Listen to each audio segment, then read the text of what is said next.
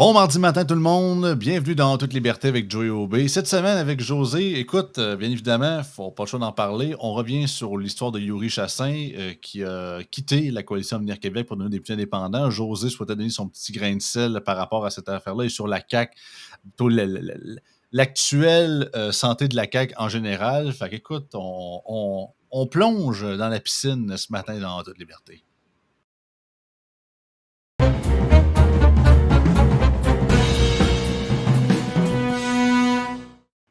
Et José? Salut, comment ça va? Super. Hey, juste avant que tu commences, peut-être un petit message aux auditeurs. Il n'y a pas eu dans Toute Liberté hier avec Karim El Ayoubi. C'est normal. Karim avait un empêchement cette semaine, donc on a dû annuler, mais ne vous en faites pas. Il va être de retour la semaine prochaine. Donc, c'est pas que vous n'avez pas vu l'épisode passé. Il n'y en a juste pas eu juste lundi. Fait que c'est un petit message que je donne aux auditeurs. Ben, c'est tout ça. C'est pas mal ça. Il va revenir la semaine prochaine encore plus fort. Souvent, il nous prépare. C'est arrivé plusieurs fois qu'il nous a fait un genre de double down, que vu que je n'étais pas là la semaine passée, il nous fait des sujets que je parle avec lui pendant quasiment une heure de temps. Mais c'est jamais. On perd jamais notre temps. Fait que ouais, José, c'est ça. Yuri. Yuri Chassin. Écoute, sincèrement, tu sais, on est parlé, je pense, la semaine dernière, je te disais que c'était pas une bonne rentrée parlementaire pour la CAQ, relativement directement à l'histoire de Pierre Fitzgibbon qui a quitté ou qui s'est fait quitter, peu importe. Là. On reviendra pas trop là-dessus, mais c'était réellement mal commencé. Pourquoi? Parce que la CAQ avait quand même eu un été pas si mal, c'est-à-dire que dans les sondages, ça s'était stabilisé. Il avait gagné 5% en appui de la population vers le gouvernement. Donc, on pouvait dire que la saignée, du moins, dans la perception qu'on en avait en lien avec les sondages, que c'était terminé. À partir de ce moment-là, même si c'est en ton deuxième mandat, que tu as un gouvernement peut-être un peu usé, ça se peut que tu réussisses à te relancer. On se souviendra que dans le passé, tu as des gens qui sont restés extrêmement longtemps au pouvoir, notamment Alexandre Tachereau, Maurice Duplessis, pour ne nommer que ceux-là. Donc, malgré tout, même si la clientèle qui nous regarde, les auditeurs qui nous regardent, c'est pas des fanatiques de la CAQ, lorsque tu parles de politique, c'est que ce soit n'importe quel parti, c'est souvent la même mécanique. Donc, ce que je me disais, j'ai dit, ça commence mal, Pierre Fitzgibbon part. Comment va-t-il faire pour ramener la barque au centre un peu plus? Je ne parle pas de d'échiquier politique, mais ramener la barque, ça aille un peu mieux finalement. Et là, Yuri Chassin, qui démissionne avec fracas. Évidemment, là, il aurait rencontré le premier ministre la veille. Visiblement, ce qu'il a dit, c'est qu'il n'était pas content de ce qu'il avait entendu, il était mécontent de ce qu'il n'avait pas entendu. Parce que Yuri Chassin, on le sait, c'est un gars qui est beaucoup plus à droite, beaucoup proche des idées d'Éric Duhem et de l'ADQ de l'époque. Et il faisait partie de l'aile de droite de la Coalition Avenir Québec. On s'est entendu, mon cher Joey, depuis le livre sur le Saint-Laurent de la Coalition Avenir Québec et des ouvrages et leur façon de penser, parce que tu sais que la CAQ, le berceau de la CAQ, un peu, c'était la région de Québec, où la Beauce, où les gens étaient très, très favorables aux idées qui étaient un peu plus à droite. Ben, comme Éric Duhem le disait si bien, ils ont flashé à droite, mais ils ont viré à gauche. Et là, Yuri Chassin s'est levé la main et dit là, ça ne marche plus. Là. Et je pense qu'il va y en avoir d'autres. Je ne sais pas comment la Coalition Avenir Québec va réussir à ramener la barque là, pour que ça se tienne un peu. J'ai l'impression que ça va prendre une bonne débarque à un moment donné, peut-être graduellement, je ne sais pas quelle vitesse ça va prendre. Et pourquoi je dis ça? C'est relativement simple. C'est regarde l'état de l'économie actuelle, mais qu'il y ait une mise à jour économique qui compare que le 11 milliards est rendu à 12-13 millions, on ne sait pas comment, là. Puis avec tout ce qui se passe, je n'ai pas l'impression que la CAQ va réussir à reprendre du poids de la baisse et qui plus est, avec les forces à l'interne, tu as plusieurs mouvances. Là. Quand c'est une coalition, ça se tient, ça va très bien, mais quand tu n'as plus de leadership ou presque, tu as la gang des libéraux, tu as la gang des adéquistes, plus qu'à droite, et tu as également la gang du PQ. Là. C'est un melting pot de tout ça, la Coalition Avenir Québec. Il ne faut pas l'oublier. Non, c'est ça, c'est une coalition, mais comme on dit souvent, la CAQ, ils ont fait une coalition, mais ils sont ramassés avec les pires défauts des deux formations. Oui, c'est vrai. Ils sont plus corrompus que les libéraux, puis c'est ça. Puis au niveau de l'étatisme du PQ, ils sont aussi pires, puis ils ont un peu le côté caribou, mais c'est ça. Ben écoute, on dit corrompu, on s'entend là qu'on a des bons indices qu'il y a quelque chose qui ne fonctionne pas, qu'il y a plusieurs choses qui ne fonctionnent pas. Non, mais clairement, parce que tu sais, écoute, Legault critiquait les nominations partisanes du PLQ à l'époque. Il en a fait encore plus que les libéraux avant lui. Il n'y a pas. Excuse-moi. Oui, mais je pense que la PAM, là, pour les gens qui nous écoutent, c'est Éric Kerr. Éric Kerr qui se promenait partout, notamment à Choix Radio X, puis déchirait sa chemise à l'Assemblée nationale. Même Legault. Je me rappelle, à Radio X, c'était comme c'est l'éternelle rotation. Tu avais Kerr, tu avais Bonardel, tu avais Legault. Et pas mal ça. Gigi, elle est une fois de temps en temps, mais c'était avant, qu'elle se fasse connaître parce que c'était fait élire en Louis Hébert avant, elle n'était pas connu. Mais Exact. c'était vraiment l'ordre de triumvirat qui allait là, mais tous ceux qui sont fait élire, pas en tout. Ils ne sont plus jamais retournés, puis c'est ça. Mais moi, ce qui me flabbergasse dans tout ce débat-là, aujourd'hui, depuis l'annonce de Yuri Chassin, c'est le manque de mémoire de la classe politico-médiatique au Québec. Parce que là, j'ai entendu des Michel David du Devoir à Radio-Canada, puis des Chantal Hébert, puis plein d'autres nous dire à quel point Yuri Chassin, tu sais, en gros, c'est comme s'il se faisait des idées. Tu sais, comme en gros, parce que les autres, ils s'imaginent, genre, Yuri Chassin voulait que la CAQ devienne ce que lui pensait. Ben non, c'est pas ça. C'est que la CAQ a déjà été ce qu'il a dit. Oui, tu as 100% raison, mon cher ami. Dans mon bulletin de nouvelles d'aujourd'hui, d'hier dans le Patreon, parce qu'on enregistre d'avance, j'en parlais, j'ai fouillé, j'ai été revoir, tout le monde en parle de Legault une semaine après qu'il a fondé la coalition Avenir Québec. Tu sais, on parle d'un gars qui a quand même promis d'abolir les cégeps. On parle d'un gars qui parlait justement de réduire la fonction publique, puis également aussi des postes à Hydro-Québec, 5000 postes à Hydro-Québec qu'il voulait supprimer. Autant, oui, il parlait d'investir plus, mettons, pour augmenter le salaire des enseignants. Il y avait quand même un côté un peu étatiste, mais c'était beaucoup de droite, là, tu sais, quand même. Il parlait d'une certaine gauche efficace à un certain moment, là. Ouais. Puis après, ensuite de ça, il est arrivé qui était beaucoup, beaucoup plus à droite. Et faut pas l'oublier non plus, là. Tu sais, on a parlé la semaine dernière de Jean-François Lisée, là. Jean-François Lisée, il avait perdu plutôt la bataille du nationalisme. C'était la CAQ qui l'avait eu. Dans le fond, la CAQ est arrivée, on ne parlera plus de fédéralisme et de souverainisme comme dans le temps, la fameuse dichotomie. On va y aller avec une nouvelle version, une coalition qui va s'occuper de l'économie, qui va dégraisser l'État et qui va développer le Québec. Grosso modo, je résume. Tu regardes ça aujourd'hui, tu te dis, il a développé quoi? L'État, oui, mais il a engraissé, c'est tout, là. Est-ce qu'elle est plus efficace qu'avant? Ok, non. Je veux dire, il n'y a personne qui peut me dire le contraire. Maintenant, est-ce qu'il y a des gens qui travaillent dans la fonction publique et qui font un bon travail? C'est évident qu'il y en a. Mais si tu regardes la machine au complet, tu sais qu'on est on est en bout de course de la révolution tranquille en réalité. Il faut que les auditeurs comprennent quelque chose. C'est quand on parle souvent de la grosse machine ou l'État, ou le gouvernement, on ne blâme jamais la majorité des employés. C'est pas qu'ils sont pas compétents ou c'est des gens qui, tu sais, on donne tant la caricature des gens qui se pognent le beigne dans des cubicules gris. Mais il y en a, mais c'est une minorité. Il y en a, mais le problème, c'est que c'est même pas une question consciente dans le sens que, mettons... C'est la machine qui est trop grosse. C'est l'organigramme. Parce que, mettons... Exact. On assume, et tout le monde ici, incluant les médias, les politiciens, pensent que la majorité des gens dans le milieu de la fonction publique travaillent à 100% de leur performance, de leur taux de productivité, de leur taux de capacité. Mais c'est pas le cas en grande majorité partie. C'est pas parce que le monde sont lazy ou ils se pognent le beigne, c'est de la manière que l'organigramme est fait. Comme mon père m'a dit, savoir travailler intelligemment, c'est que tu as comme un organigramme que, OK, mettons, pour faire telle tâche, ça te prend 6 employés, mettons, de la fonction publique, des fonctionnaires, mais que la majorité de la job, oui, en ont, mais ils travaillent genre à peut-être 60-70% de leur top productivité. T'sais, ils ont encore du temps libre, ils peuvent aller à la machine à l'eau, ou du moins, ils pourraient... souvent, ils font des doublons en termes de travail aussi. Des fois, ils font des tâches en double à cause des vieux logiciels qui datent de 20 ans, qui pourraient leur sauver du temps pour en faire plus. Moi, c'est même pas une question de...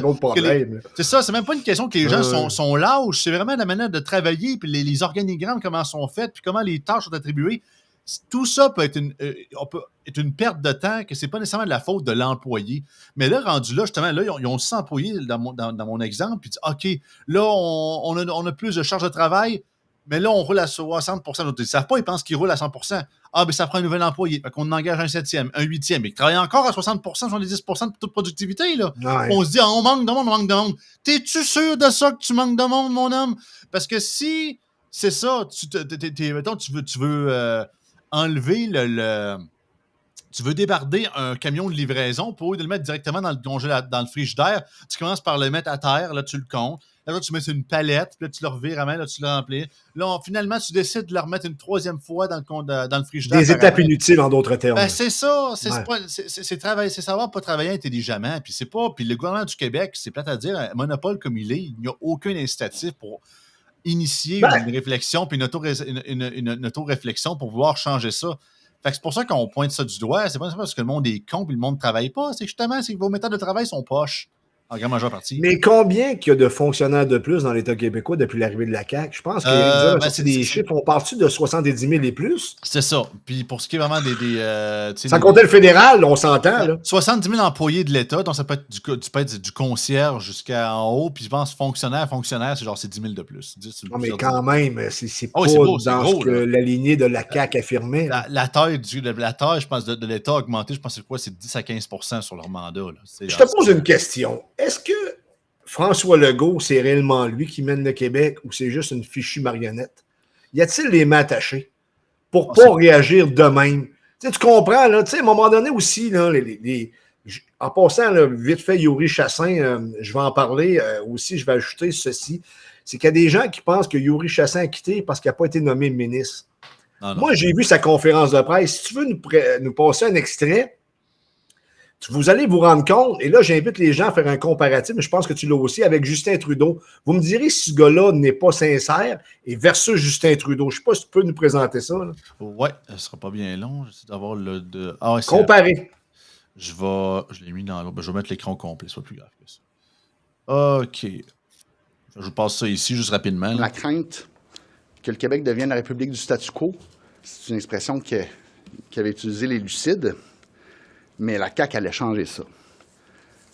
Et malheureusement, l'énergie et l'audace nécessaires pour bousculer le statu quo semblent s'être dissipées. Notre premier mandat a permis de belles réalisations. On a eu le front de faire des changements contre vents et marées. Puis le deuxième mandat est décevant.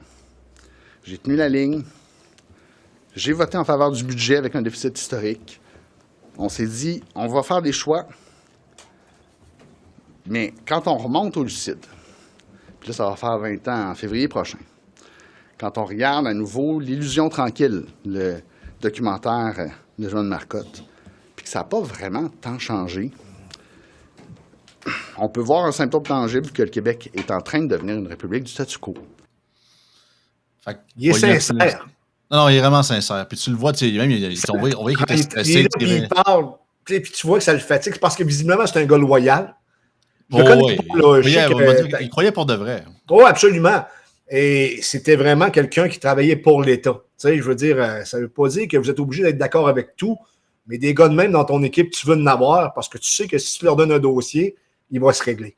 Surtout, ça en prend un mettons un, parce qu'ils s'entend pas tous les députés sont loyaux à ce point-là envers l'État ou envers les institutions. Fait que ça en prend lui, c'est mon feeling, du moins. Ben c'est ça, c'est pour ça que ça t'en prend au moins un pour dire que, regarde, le modèle à suivre un peu, entre guillemets, là, en termes c'est un peu ça, ça en prend au moins un ou une. T'sais.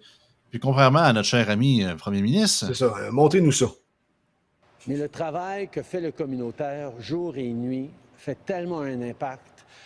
Et avec la croissance de la population, il y a de plus en plus de besoins de locaux et d'endroits où ces organismes communautaires peuvent desservir les gens des quartiers.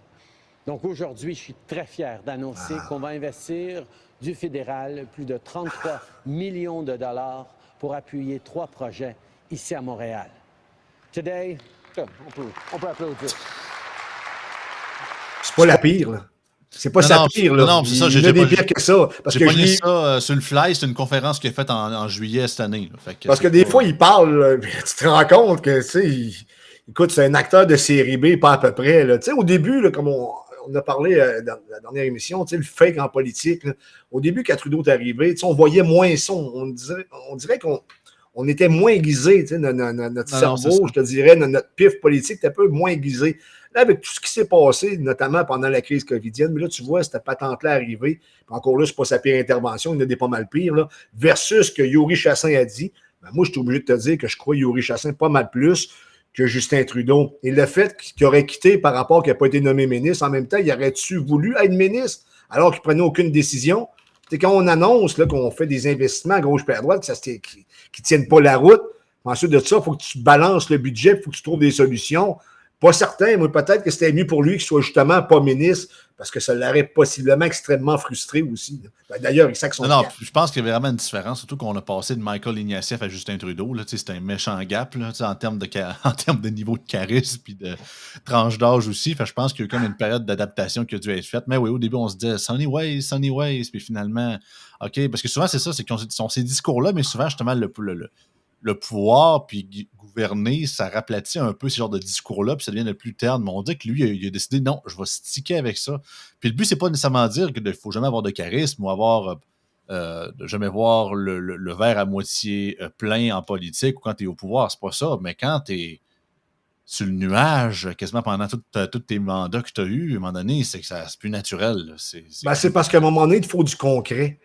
C'est ça. Je comprends les grands discours. On fait allusion à Trudeau ici qui pleure, mais les Amérindiens, toutes sortes de monde. Il pleure jamais pour les Québécois. Remarque, ça, c'est un autre problème. Non, puis là, tu arrives avec un gars comme Yuri Chassin qui part, qui a des gens qui l'accusent, qui l'accusent de partir parce qu'il n'a pas été nommé ministre. Moi, c'est pas ce que j'ai ressenti. Puis écoute, là, à 45 ans, j'ai un peu d'expérience aussi. Ça ne veut pas dire que j'ai toujours raison, mais je travaille également dans les médias. J'ai viroyé en politique aussi. Et ces choses-là, je m'en rends compte désormais. Yuri Chassin est extrêmement sincère dans sa déclaration, puis tu vois que ça le teure intérieurement, là, qu'il y a des problèmes parce qu'il faut que tu joues avec ta loyauté aussi. Tu as des chums là-dedans, tu t'es créé des amitiés. Il y a un temps que tu n'es plus capable de te regarder dans le miroir. Ce qu'il a dit, je suis plus capable de me regarder dans le miroir. C'est pas compliqué. Non, c'est une seconde famille, un parti politique. Oui. On participe là-dedans. Puis, c'est vraiment. Le gars, il a mis. Autant qu'il a quand même laissé la porte ouverte, là, je pense. Il a même dit qu'il a gardé sa carte de membre de CAQ parce qu'il pense vraiment faire des changements puis bousculer de son côté. Puis, tu sais, Legault, dans sa réaction, il a souhaité bonne chance, mais il l'a pas. Il n'est pas arrivé de manière autoritaire à le bâcher puis à commencer. Oui, il l'a un peu. Je dirais pas qu'il l'a insulté, mais il a un peu parlé de ses projets. Car il voulait parler de la.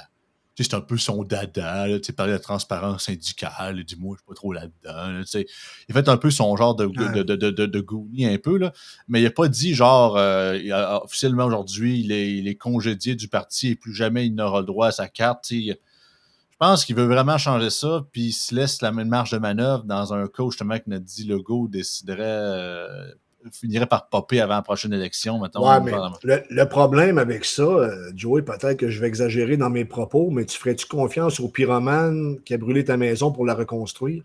Non, c'est sûr que non. Non, mais moi non plus. Je te dis ce qu'il pense. Je le sais, mais c'est plate pour Yuri Chassin. Il va rester indépendant ou sinon...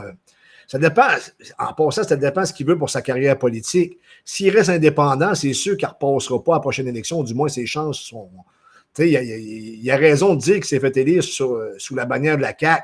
Mais en même temps, s'il se disait qu'il livrait juste 2 ans, moi, Éric Duhem, il fait de l'œil. Je pense que si tu écoutes son discours, là, il pourrait rendre de grands services à Éric Duhem aussi. Et en même temps, à l'État québécois au complet et à la population québécoise, et je m'explique, c'est qu'Éric Duhem mérite sa place à l'Assemblée nationale. Que même si vous êtes plus de gauche et vous n'êtes pas d'accord avec ce qu'on avance, au même titre que des idées de Québec solidaire aussi, méritent d'être à l'Assemblée nationale parce que c'est l'Assemblée nationale. Et on est là pour débattre et c'est le fun lorsqu'il y a toutes les tendances. Le reste, ça dépend de la manière que vous la vendez pour aller chercher une majorité. Mais moi, je regarderais du côté d'Éric Duhem. Je ne sais pas s'il nous regarde, Yuri, possiblement, parce que c'est un peu dans... En tout cas, s'il nous regarde, je dirais d'y penser comme il faut. Vraiment, vraiment comme il faut. Peut-être pas là, mais tout dépendant de ce qu'il attend après. S'il pense qu'il ne se représentera pas, ben, fait un peu comme Claire Sanson, puis donne un coup de main, donne un coup de pied dans la boîte un peu, là. C'est ça, parce que, to be fair, tu sais, on parle de son comté de Saint-Jérôme, qui est sa circonscription, tu sais, autant c'était caqué, c'était avec lui, autant que même s'il se représentait pour n'importe quel autre panier politique, il y aurait comme un certain partie du vote qui serait transféré, sachant que c'est le député sortant. Puis il y aurait du tirando là, par rapport à sa notoriété également. Puis, petite parenthèse, il s'est bien débrouillé. Moi, la dernière fois que j'ai vu Yuri Chassin, je pense que je l'ai croisé à Rivière-du-Loup. Il n'avait pas de barbe, il paraissait plus jeune. Il avait l'air un peu plus d'un kid. Là, il est arrivé, il avait l'air d'un homme accompli. Sincèrement, moi, j'étais impressionné par sa performance. Non, c'est ça. Je ne suis pas impressionné dans le sens que je me suis roulé à terre, mais je l'ai trouvé crédible. Je trouvais vraiment qu'il était à son meilleur, Yuri. Mais pour venir à mon point, c'est ça, c'est que même à ça, mettons, s'il se présentait pour le PCQ, en tout cas, à moins d'un miracle, j'ai pas l'intention. Parce que je vois pas je le vois pas se faire élire sur la bannière du PCQ, même si le député sortant pour ce qui est de Saint-Jérôme. Moi, je connais pas le local. Je peux se présenter à Québec. Oui, mais comme je te dis, je connais pas au niveau local à Saint-Jérôme. Ouais, je connais plus ce monde-là. Peut-être que j'ai pas raison. Regarde, j'ai l'impression que ce serait plus tendance à aller au PQ actuellement, du moins. PQ, parce que c'est l'ancien comté de PKP, ça, Saint-Jérôme? Ben oui, c'est vrai, j'avais complètement oublié ça, merci. Fait que, non, c'est ça. Fait que, donc, ça a déjà été, avant la CAQ, c'était PQ beaucoup. Fait que, disons que même chose pour Terrebonne avec Fitzgibbon. Fait que tout ce qui est à 450 aux alentours de Montréal, en banlieue, c'est pas majoritairement PQ, mais ça l'a quand même été beaucoup. Fait que je Mais pense que as-tu entendu Éric Duhem lorsqu'il a parlé? J'ai eu son communiqué de presse, puis c'était intéressant. Lui, écoute, là, Éric, là, je veux dire, il a vraiment, à mon sens, scoré de la manière qu'il a avancé ça. Je vais le paraphraser, mais dis-moi, vois-tu, j'ai décidé de sortir de la CAQ avant, parce qu'on s'entend, là, Éric Duhem votait pour la CAQ, parce que je me suis rendu compte que ça ne marchait pas. J'ai décidé de faire mon apport politique à l'extérieur de la CAQ pour faire avancer mes idées. Alors que Yuri Chassin, Éric Duhem affirmait que lui a décidé de rester dans cette famille-là pour faire avancer ses idées. C'était aussi louable parce que la promesse de base de la Coalition Avenir Québec, ça rentrait directement avec la pensée de Yuri Chassin et même d'Éric Duhem.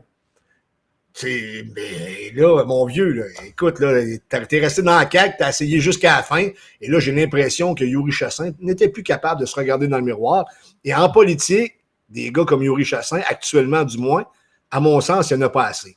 Bon, il y a plusieurs personnes qui vont dire pourquoi il a attendu aussi longtemps, mais quand tu es quelqu'un de loyal comme ça prend quand même un certain temps avant que tu réussisses à te rentrer dans la tête que tu ne travailleras plus avec ta famille politique. moi tout, regarde. Ben, toi aussi, t'en es un exemple aussi. C'est ça. Moi, tout, ça m'a pris un bout. Échelle, mais...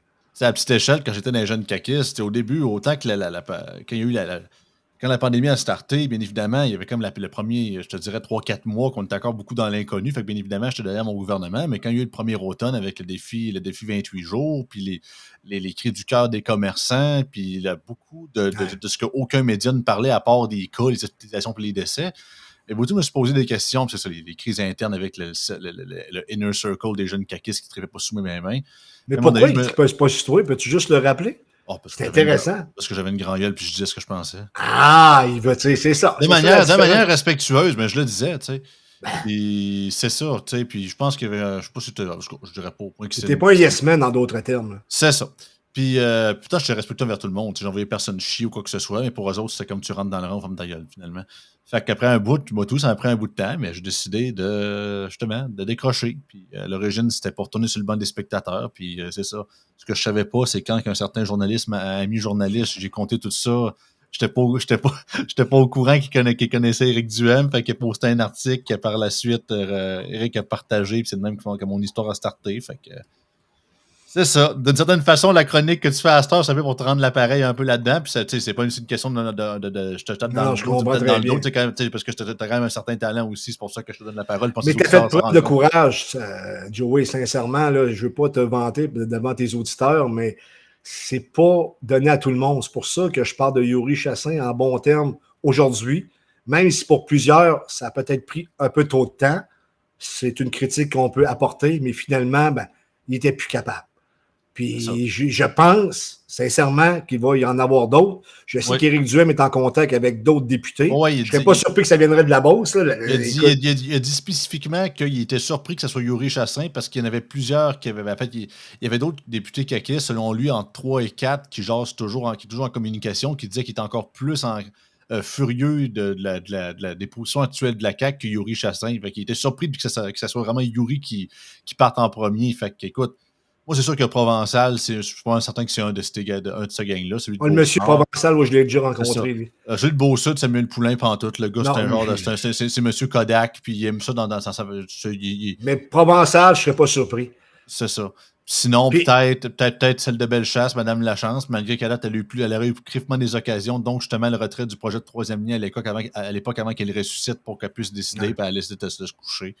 Écoute, il vaut mieux tard que jamais, là, mais... Mais tu sais, je sais pas, Samuel, là, qui s'appelle Samuel Grenier, c'est bien ça, tu sais, l'émission à laquelle tu passais, il passe aussi à Choix Radio X désormais. Oui, Samuel, lui, il est contre ça, les transfuges. Et je le comprends jusqu'à un certain point, sauf que moi, tu sais, l'instinct politique me dit, si t'es capable de scorer, tu sais, va t'en chercher un de la CAQ, là, même 2-3 si t'es capable. Et je sais que certains de ces gens-là nous regardent, là, hein? Moi, je vous invite personnellement à suivre ce que ça vous dit à l'intérieur, puis à continuer à faire face à vos commettants localement, parce que les premiers commettants à qui vous devez honorer, je ne dis pas honorer, mais que vous avez une certaine responsabilité, c'est vos commettants dans votre comté, et je suis pas mal certain que, notamment en Beauce, il y a bien des gens qui aimeraient ça que vous transfériez chez les conservateurs, et je pense que vous auriez possiblement plus d'avenir là. Je sais que ce n'est pas juste une question d'avenir, bien entendu. Non, c'est une question d'héritage, surtout. En adéquation avec nos valeurs internes également. C'est une question d'héritage aussi, parce que, tu sais, moi, ça me rentre pas de... Peut-être que je suis quelqu'un de spécial, je sais pas. Mais moi, ça me rentre pas dans la tête du fait que je fasse un mandat de député Plante Verte du début à la fin, puis qu'on m'entend quasiment pas parler dans les médias. Autant que, pas nécessairement que je suis un monsieur Kodak, mais tu sais, mettons que j'aurais été, autant que je peux, on peut parler au participe passé tant qu'on veut, là, mais tu sais, quand Isabelle Charest, la ministre du Sport, une ancienne, je pense olympienne, je pense en plus. Je pense que oui. En tout cas, je me trompe pas. En tout cas, elle était une grande sportive. Puis qu'elle a vu à quel point, durant la pandémie, tu sais, les jeunes ne faisaient pas de sport ou quoi que ce soit, tu sais. Elle aurait été applaudie, peut-être pas par les grands médias qui étaient subventionnés à côté, mais c'est là justement que le courage embarque. Si elle aurait dit, écoutez, moi, je suis allé en politique, oui, pour changer le Québec, mais également pour que les jeunes bougent. Je comprends qu'il y a une pandémie, tout ça, mais ça n'a juste pas de bon temps, ce qu'on fait à nos jeunes présentement. Fait que demain, je vous annonce que je suis rendu députée indépendante parce que je veux vraiment ma vision, c'était vraiment ça. Puis je serais certain que ces électeurs la comprendraient. T'sais. Le monde, vous le voyez, on en parle souvent avec le podcasting, à quel point les gens sont en recherche d'authenticité. Ils savent que les médias, une des raisons principales pour que les médias mainstream sont en train de crever, c'est que oui, c'est qu'ils basent leur modèle d'affaires sur un vieux modèle qui ne marche plus. Oui, ils continuent à nous mentir d'en face à longueur de journée, souvent par mensonge, par omission, ou en laissant pas la place à d'autres opinions, en les discriminant, mais c'est surtout aussi parce qu'ils ne sont pas authentiques en grande majeure partie. Puis les gens sont en recherche de ça. Quelqu'un qui se tient une bout, même si c'est quelqu'un qui est le plus à gauche qu'il n'y a pas, les gens respectent ça, Chris. Manon Massé est un bel exemple de ça. Je ne suis pas d'accord avec grand-chose de ce que dit Manon Massé, mais elle a quand même une certaine authenticité qui fait en sorte qu'elle a le respect d'à peu près tous les observateurs politiques que je connais. Absolument. Fait que ça va au-delà des politiques publiques rendues là, puis c'est justement ça, puis les gens sont capables de comprendre ça. Et malheureusement, c'est ça. La canisse à courage, comme dirait Legault, il n'y en a pas bien qui en ont, puis ceux qui en ont, le canisse c'est pas mal vide. Fait que... Mais qu'est-ce qui s'est passé pour que la coalition Amener Québec change d'un bout pour bout avec ce qu'elle était? Moi, personnellement, veux-tu mon opinion vraiment honnête, José? Bien entendu que je l'avais. La CAQ est une agence de com sur deux pattes. T'sais, si on présentait des idées de droite au début, parce que c'était ça qui les rendait plus qui les propulsait. Qui les propulsait, puis c'est ça qui les différenciait le plus du Parti québécois et du Parti libéral de l'époque, sachant que la DQ était mourant, mais il y avait quand même un certain électorat qui était basé là-dessus. Puis la CAQ, c'est un caméléon. Ils vont se mettre à couleur du jour, ça peut les bénéficier, mais ils croient avant zéro à ce qu'ils disent. C'est du vire-vent. Ouais, mais... les valeurs fondamentales d'un libéral à l'époque, puis à ce temps, parce que le Parti libéral est plus libéral, mais c'était vraiment un genre de parti d'économie, oui, fédéraliste, mais également le Québec avant, le Canada après. Le parti de l'économie puis des entreprises, des PME. Le PQ, c'est quoi la valeur d'un PQ? Bien évidemment, souverainiste, peut-être plus proche des syndicats, plus en mode social-démocrate, intervention de l'État. C'est quoi les valeurs fondamentales d'un fucking caquiste, à part ce qu'on lui a dit dans le sondage? C'est plus rien. T'as tellement raison. C'est plus rien parce que leur ADN de base a été complètement effacé. C'était quoi leur ADN d'abord? Non, mais quand ils parlaient d'économie, quand tu parlais, je comprends ce que tu veux dire. C'est ça l'affaire. Je le sais, mais c'est parce qu'à un moment donné, tu ne peux plus toujours continuer à avancer en mentant aux gens. On s'attend comme citoyens, comme observateurs politiques, que nos politiciens vont venir par nous en passer quelques-unes. On le sait, ça, il y a une game politique aussi qui se joue. Mais bien temps que c'est assez. On a besoin d'authenticité, comme tu l'as bien dit.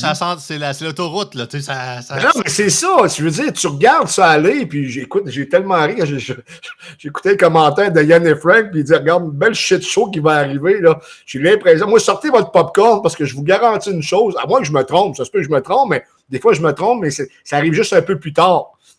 Ça va se couillonner là-dedans, mon chum, là. Oh oui, ça commence déjà. Les activistes, là, c'est un peu comme... je te fais un parallèle boiteux, là. Mais comme le crime organisé, ça se tient tout ensemble. À la minute qu'il y en a un qui se fait arrêter, puis tout le monde pense à les autres, là, ils se mettent à se vendre un puis l'autre, mon homme, tassez-vous. Mettons, les empires au travers de l'histoire étaient aussi solides que les personnes qui les dirigeaient. Puis à la seconde que, je sais pas, l'empereur mourait ou quoi que ce soit, même si tout le monde était fin, là, tout d'un coup, c'est les fratricides, puis les rivalités, puis les guerres civiles, quoi que ce soit, parce que tout le monde veut le trône, puis personne, tu sais... T'as vu ça des familles aussi, quand le père décède, souvent, Moi, j'ai connu ça, là, Oh, ouais. dans d'autres familles en observation. Là, un coup que le père décède, c'est pas trop long que la chicane pogne. Ben, on le dit souvent, puis moi, José, la CAQ est un parti d'un seul homme. Comme C'est le le PQ parti... était le parti d'un seul homme aussi. Ouais, mais là, ça s'est développé, puis ça a réussi à passer au-delà de ça. Mais c'était différent, je sais. C'est différent. Mais la CAQ, ils ont une possibilité de se renouveler puis de dépasser ça. Mais à date, c'est ça, sont plus en mode que, bien évidemment, le jour que Legault sac son camp, que ce soit qu'il se mette dehors ou qu'il se retire, t'as le clan, t'as comme le clan Guilbeault. C'est ça, le clan Guilbeault. Les libéraux. Libéraux fédéralistes, t'as le clan Jolin Barrette, Bernie Drainville, souverainiste de l'autre bord, puis t'as comme les entre-deux assis entre deux chaises, puis les restants des plans de vote. Les autres vont quitter pour les conservateurs. Ouais. C'est ce qui risque d'arriver. Il y en a qui vont aller d'un, il y en a qui vont aller de l'autre bord, puis il y en a qui vont décider fuck off, je ne me présente plus, comme Emily Foster, mais elle, c'était pour d'autres raisons d'ailleurs, parce qu'elle s'est rendue compte qu'elle se faisait bullshiter dans ce parti-là, puis elle avait fait de sacrer son camp.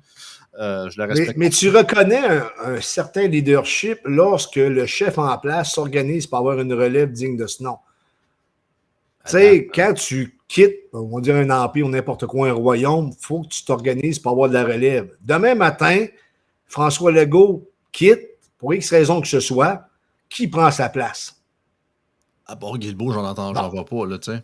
T'as Drainville peut-être, mais tu sais, ce que je veux dire, il n'y a personne qui va rassembler tout le monde autour de lui-même, de la personne. Si Legault n'aurait pas donné l'éducation à Drainville comme un cadeau direct, je t'aurais dit qu'il aurait été un candidat potentiel. On dirait qu'il s'essouffle, puis son notoriété, on dirait qu'elle baisse, puis son aura se désagrège à chaque dossier, parce que c'est carrément une bombe qu'on lui a mis dans les mains, là, avec l'éducation. Fait que je pense que... mais c'est pas non plus. Là, je veux dire, Bernard Drainville, là, à 2 reprises, là, si j'avais été son conseiller politique, j'aurais fait un saut chassé dans le dos. Là. Je dis pas à peu près, écoute, là, la fois qu'il s'est mis à chanter les Cowboys fringants, là, ça c'est dingue, mais surtout quand ils ont annoncé, là, quand Guilbeault était avec ses cartables vides, là, son show de boucan pour nous dire qu'il n'y aura pas de troisième lien. Je veux dire, la performance de Bernard Drainville, là, on repassera. Là, quand on parle de sincérité, là, il a commencé à se tordre un peu. Puis écoute, puis quand 2-3 jours après, là, mon gars, il avait retrouvé sa vibe habituelle. Puis, non, c'est ça, on est rendu avec Bernal Filegri. Je dis pas qu'il n'y a pas d'instinct, mais c'est parce qu'à un moment donné, tu sais, des guidounes en politique, là. Tu sais, il faut au moins que tu aies un peu de fondement, tu sais, des choses qui sont intouchables. Tu sais, tu arrives, tu es dans une organisation, puis tu te dis, tu sais, t'es intègre, dis non, moi, excuse-moi, je peux pas continuer là-dedans, là. Dis, pensez, non, pas de gang à la CAQ. Écoute, on s'est fait élire sur d'autres choses, on s'est fait élire sur l'opposé, puis là, tu nous proposes un projet de société qui n'est pas dans mes valeurs. Tu sais, je comprends que tu nous as donné 30% d'augmentation en tout, là, c'est pas juste 30% le salaire, c'est 30% du reste des dépenses aussi. On sait ce qu'il a fait à ce moment-là. Il a acheté ses députés, il a acheté la paix.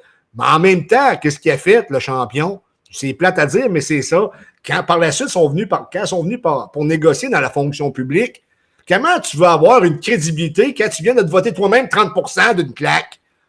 Tu peux pas dire après, excuse-moi, on n'a pas d'argent. Ben, pourquoi vous êtes fait voter une augmentation de 30%? Je veux dire, ça prend pas à tête à Papineau pour comprendre ça. Non, c'est ça. Puis je pense qu'à l'époque, la fameuse grogne contre le gouvernement, c'était dans le caucus de la CAQ, je pense que c'était aussi fort, mais justement, avec cette augmentation-là, ils ont réussi à baisser, à mettre un peu d'eau dans le vin de bain du monde. Acheter la paix temporairement. C'est ça, acheter la paix temporairement, mais à un moment donné, le pacte de non-agression finit par achever. Fait que. C'est ça. C'est pas mal ça. Mais dans des années, je pense là, que ce gouvernement-là, du moins le deuxième mandat de ce gouvernement-là, va être étudié dans les universités, à moins qu'il vire trop rapidement woke. Là. Autant qu'on a des hommes et des femmes politiques qui ont mérité le bronze, là, mais sérieusement, là, le jour que quelqu'un va vouloir militer pour faire un bronze à François Legault, je vais être pas le premier à vouloir condamner ça pour qu'il n'y ait jamais sa christie à côté de la SNAP parce qu'il ne mérite pas. Ben, c'est-tu le pire premier ministre de l'histoire du Québec? En termes de dépenses publiques. Il y a plusieurs qui disent oui, hein? Ben oui, au niveau de la gestion de la COVID, puis la gestion des finances publiques aussi, là, puis l'augmentation de l'État, là, c'est comme je dis, c'est les pires défauts des deux formations politiques. T'sais. Pourtant qu'on a eu des PM corrompus. Tachereau, ça en était un. Là. Il y en a eu d'autres avant aussi qui étaient encore pires, puis Duplessis, autant qu'on l'a pour certains aspects, puis il avait ses mauvais côtés aussi. Mais... Oui, mais tu sais, Duplessis, là, tu sais, son modus operandi de l'Union nationale pour rester au pouvoir, c'était le fameux 10% de l'octroi des contrats. OK, mais mettons, là, regarde, on va faire un exercice facile, là, OK? Pour ce qui est de la SACLIC, le dossier Éric Kerr, qui, selon lui, il a très bien géré, ou du moins, il a géré sa partie, qui devrait même être félicité pour ça. C'était supposé de coûter 25 millions. 10 de 25 millions, c'est 2,5 millions, je me trompe-tu? Donc, au final, ça aurait coûté 28 millions à peu près. Tandis qu'il s'est rendu plus d'un demi-milliard. Puis ça, c'est des chiffres conservateurs. Il y en a d'autres, je pense que c'est Jeff Fillion qui a déjà parlé que ça se rapprocherait du milliard. Ben, est-ce que vraiment Maurice Duplessis est un voleur versus ce qu'on a aujourd'hui? Je pose la question. C'est ça. Si on comparait ça avec la valeur monétaire de l'époque, peut-être qu'il y aurait moyen de comparer, mais c'est sûr. Non, pas là. L'écart est trop gros, là. Je veux dire, non, je comprends, mais il y a moyen de le faire mathématiquement parlant. Mais autant que c'est pas aussi flagrant puis vraiment corrompu comme on le voit aujourd'hui, mais on voit les contrats de gré à gré, de faire comme ça, puis on subventionne les compagnies de nos petits amis à Fitzgibbon et compagnie. C'est aussi pire, là. C'est par passant, Duplessis, il est mort pauvre, comme la gare. Hein? C'est tous les députés là, qui ont payé les funérailles parce que c'était un gars qui n'avait jamais d'argent. Il a donné tout le temps. Je connaissais le bonhomme un peu. C'était un bonhomme quand même assez intéressant. Il était plus capable de payer sa chambre à Château-Frontenac. Hein, oui.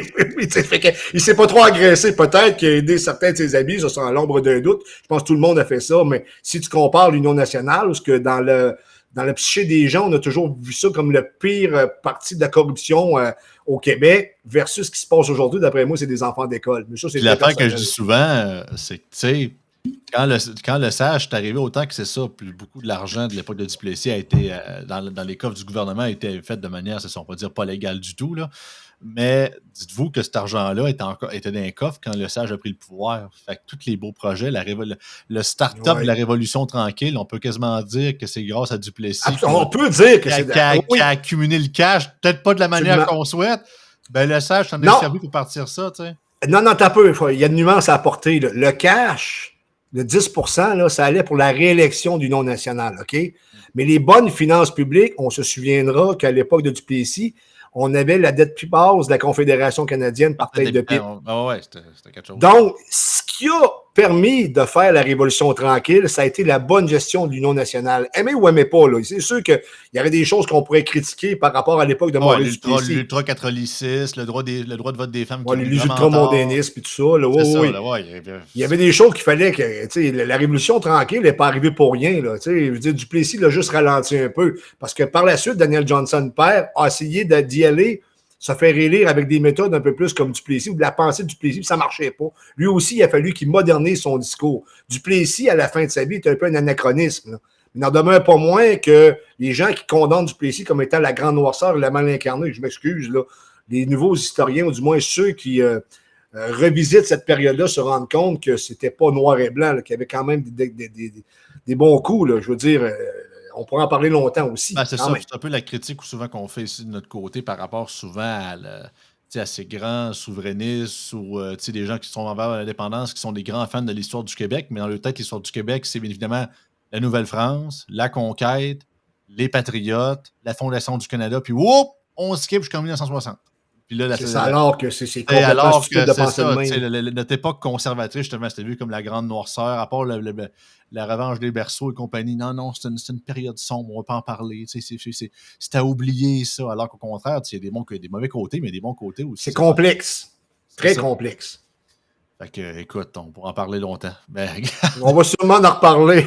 Bon, ouais, c'est ça. Ma passion pour l'histoire, c'est sûr que je vais en reparler à un moment donné. Là, je t'ai pas parlé de Gaulle aujourd'hui, qu'on est chanceux, mais possiblement que ma prochaine intervention, ça sent bien.